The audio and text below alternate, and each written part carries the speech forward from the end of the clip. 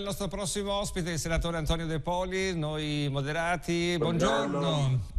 Benvenuto, candidato al Senato della Repubblica, collegio uninominale Marche e plurinominale Veneto 2, giusto?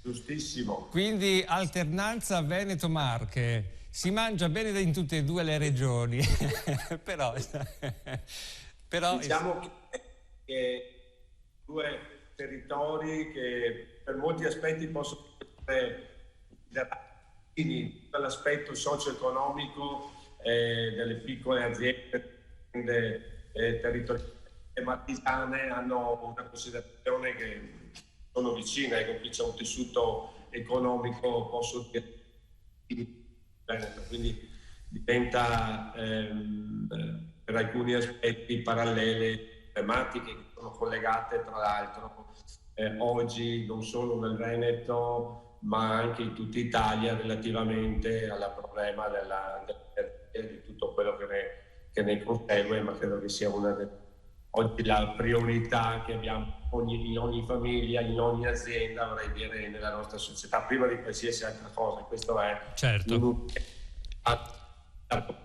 Dove assolutamente mettere in campo per il tempo possibile. Infatti, proprio anche a livello, abbiamo visto ieri il richiamo del Presidente della Repubblica, il 9 mi sembra di settembre c'è il Consiglio europeo che è stato anticipato per fortuna di un mese, quindi proprio per intervenire su questi aspetti, e abbiamo anche i sostegni bis mercoledì, quindi tra 2 giorni e mercoledì in Senato, che poi passerà alla Camera, per intervenire a famiglie e imprese.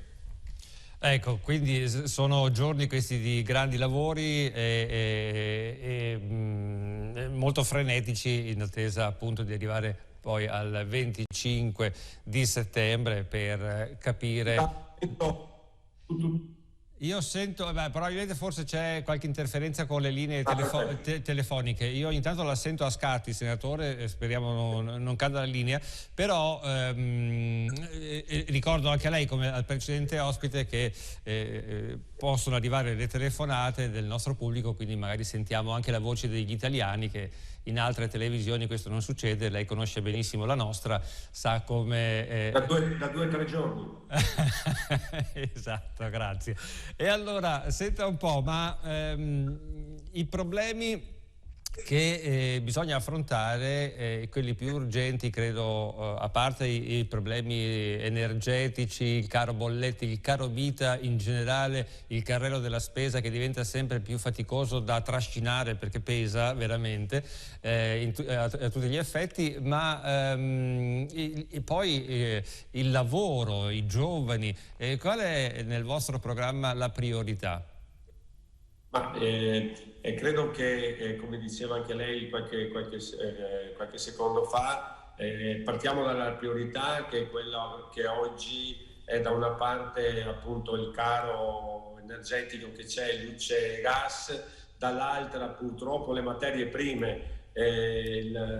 Uno va al supermercato oramai dal pane a moltissime altre materie che sono essenziali nella vita di tutti i giorni, vediamo un grosso aumento. Collegato a questo abbiamo visto che tra l'altro c'è stata la siccità che ha portato un altro grave problema nel mondo dell'agricoltura rispetto alla distruzione, passatemi questo termine, di moltissime coltivazioni che ancora oggi non hanno avuto un ristoro, cioè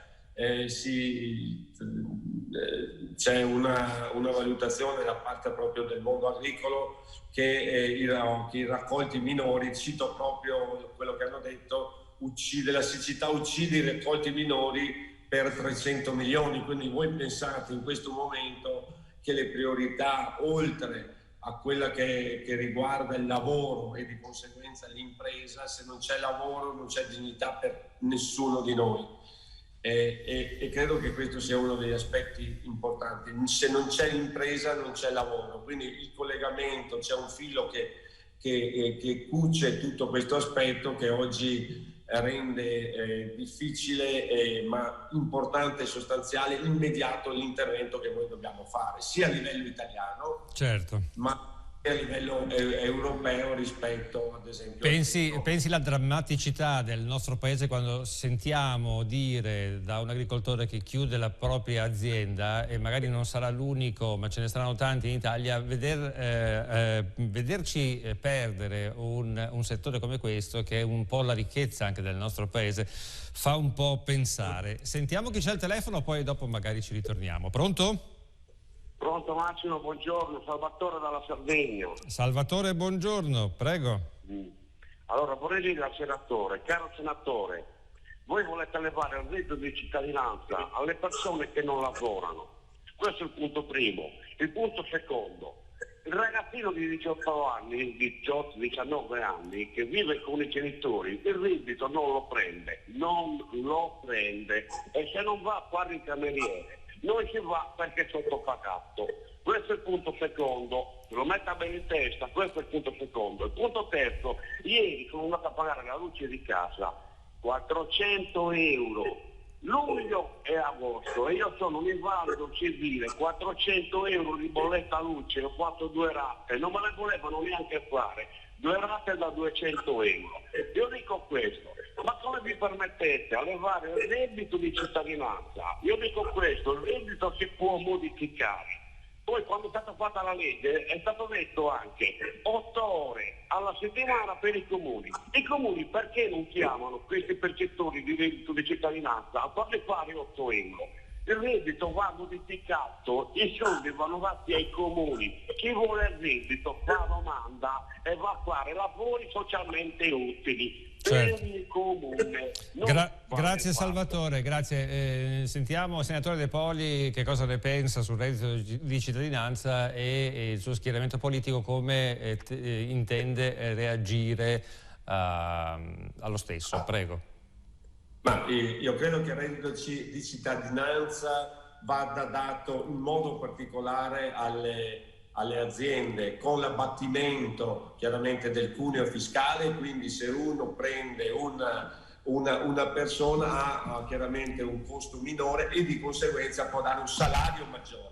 Credo che questo sia uno degli aspetti importanti. Non possono esserci reddito di cittadinanza a chi sta a casa senza far nulla, quindi c'è un vulnus iniziale che non quadra. Il reddito di cittadinanza è nato forse rispetto ad alcune considerazioni, ma oggi non sta portando un contesto reale. Infatti molti rifiutano di andare al lavoro perché sono con reddito di cittadinanza, e quindi ad esempio una serie di lavoratori anche in Veneto, vorrei dire dappertutto, certo. Voglio dire, anche in Veneto come in Italia purtroppo sta cercando io ho reddito di cittadinanza, rimango a casa, non faccio nulla, ma mi prendo i miei 6, 7, 800 euro. Questo non può essere. Queste risorse devono andare per chiaramente abbattere i costi e quindi le tasse, e dall'altra parte aumentare quello che è oggi più che mai il salario delle persone, quindi le risorse che prendono, i soldi che prendono a fine mese. Io credo che questo siano aspetti fondamentali. Li vogliamo dare anche ai comuni? Benissimo, si possono dare in percentuale anche ai comuni a fare tutta una serie di lavori che sono utili e necessari, però devono lavorare, non devono stare a casa, e queste risorse devono andare per far ripartire l'economia e di conseguenza il lavoro, e di conseguenza poter dare per caso un salario maggiore. Credo che questi siano gli aspetti importanti. Anche perché la dignità di una persona sta anche proprio in primis sul lavoro. Non si può stare a casa sul divano, per quanto possa essere anche comodo e confortevole. A me sembra di sentire un qualcosa che forse chi ha qualche anno ancora in più di noi, voglio dire, è quella che era una famosa contesto del mezzogiorno, no? Che arrivava e stava certo. Non vorrei ritornare indietro, ma no, mezzogiorno, qui è di tutta Italia, non c'è nord, sud o centro, è di tutta Italia. Questo aspetto deve essere rivisto per ridare concretamente delle risorse a chi lavora e per caso poterne dare di più, perché è chiaro che è necessario. Senatore, sentiamo la prossima telefonata. Pronto? Sì, pronto, buongiorno, Nadia da Treviso. Buongiorno Nadia, prego. buongiorno anche al suo ospite. Grazie. Niente, io volevo dire, 21 giorni manca per le votazioni e quando vado per le strade o nei comuni mi trovo i pannelli, quelli dove mettono i manifesti, Sì? tutti ancora vuoti. Allora mi sono chiesta a cosa servono quei pannelli se sono vuoti. Ho capito. Sono soldi spesi inutilmente. Grazie Nadia, grazie. Sì, anche nei piccoli comuni, non solo alle stazioni, insomma, ci sono le installazioni per i cartelloni pubblicitari politici, però sono praticamente vuoti. Credo che sia comunque uno spreco di soldi. Oppure non avete pensato di fare una campagna cartellonistica, ma più che altro più televisiva e social? Ma è cambiata completamente, direi. Siete su TikTok anche voi? Scusa? Siete su TikTok anche voi? Ormai cambiano i sistemi elettorali e quindi cambia anche la modalità. La vecchia comunicazione, diciamo, degli spazi elettorali su tutti i comuni oggi diventa più complessa e difficile, no? Perché servono in modo particolare i volontari, quelli che vanno a attaccare con la colla e lo spazzettone il manifesto e tutte queste cose. A parte che mancano 20 giorni, oramai le campagne elettorali si sono molto ridotte, quindi cominceranno a riempirsi i tabelloni elettorali negli ultimi 10-15 giorni, quindi dalle prossima settimana comincerà realmente la campagna elettorale, che è molto cambiata rispetto all'aspetto cartaceo storico. Adesso è molto più social, molto più TV, molto più radio, molto più TikTok, molto più chiaramente in contesti diversi, e quindi forse anche rispetto alla comunicazione che storicamente era il cartellone pubblicitario col faccione davanti, oggi forse bisogna ripensare anche rispetto a questo. Però lì c'è un aspetto molto semplice, che chi vuole, che è candidato, va nel suo spazio e si appende il manifesto. Questo comunque è ancora un segno di democrazia, al di là di chi ha tanti soldi da spendere o pochissimi da spendere. Ecco, questo può essere comunque un aiuto, ma comunque si può anche ripensare. Ah beh, certo, sì, solo che magari cambiando un po' anche il sistema di comunicazione, essendo più social, forse si arriva un po' di più anche ai giovani, che sono quelli che forse sono molto molto ancora lontani dalla politica, giusto De Poli?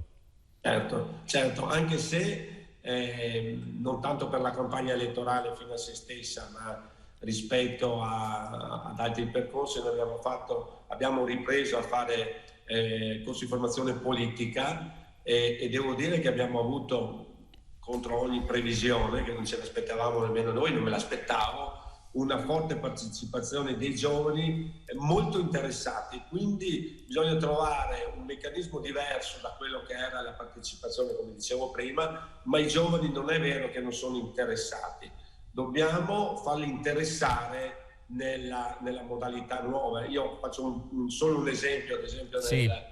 nel Padovano. Noi abbiamo cambiato, da quando ero sindaco io 2 o 3 giorni fa da oggi 4-5 amministrazioni, abbiamo cambiato ogni volta con generazioni nuove. Adesso ho il capogruppo che ha 20 anni, il sindaco che ne ha 30 e in mezzo ci sono tutti gli altri, che vuol dire che la politica e l'amministrazione e la voglia di fare del bene per gli altri c'è ancora, come nel volontariato, in modo particolare importante. Basta solo coinvolgere nel modo più corretto possibile le persone, in modo particolare i giovani. Certo, quindi è lei il più anziano, lei è il questore anziano del Senato. Perché è il più votato. Perché è il più votato. Attenzione. No, perché magari a questa ora del mattino magari uno si distrae un attimo, invece è molto sveglio, grazie.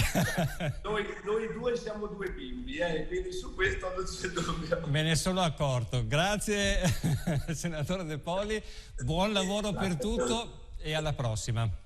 Grazie gentilissimi, grazie a tutti. Grazie.